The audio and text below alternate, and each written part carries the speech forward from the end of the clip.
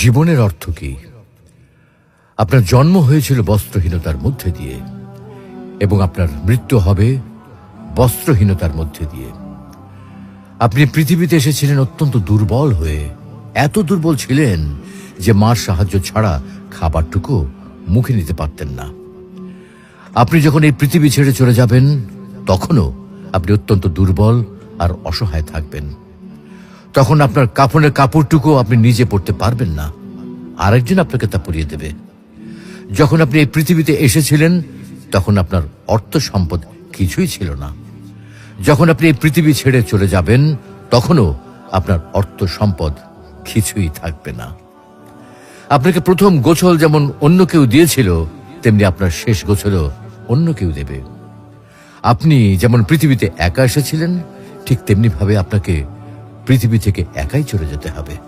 আপনার সঙ্গে আপনার প্রিয়জন কেউ যাবেন না। হ্যাঁ, এটাই জীবন, এটাই তো জীবন।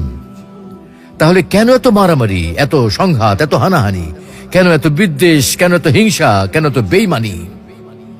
তাই সকলের প্রতি দয়াশীল হন, সকলকে আপন করে নিন এই ক্ষণিকের যাত্রায়। জীবন খুবই সংক্ষিপ্ত, সুতরাং জীবনকে মহৎ কাজে উৎসর্গ করুন। সর্বদাই নিজের ও মানুষের কল্যাণ করুন, অনর্থক কাজ থেকে নিজেকে বিরত রাখুন। তাহলে আল্লাহ রাব্বুল আলামিনও পরকালে আপনার কল্যাণ করবেন। পরিশেষে পবিত্র আল কোরআনুল করিমের এই আয়াতটির অর্থ গভীরভাবে অনুধাবন করুন আর ভাবতে থাকুন, মহান আল্লাহ রাব্বুল আলামিন আপনাকে লক্ষ্য করে কি বলছেন। হে ঈমানদারগণ, তোমাদের ধন সম্পদ ও সন্তান সন্ততি যেন তোমাদেরকে আল্লাহর স্মরণ থেকে গাফেল না করে, আর যারা এ কারণে গাফেল হয় তারাই তো ক্ষতিগ্রস্ত।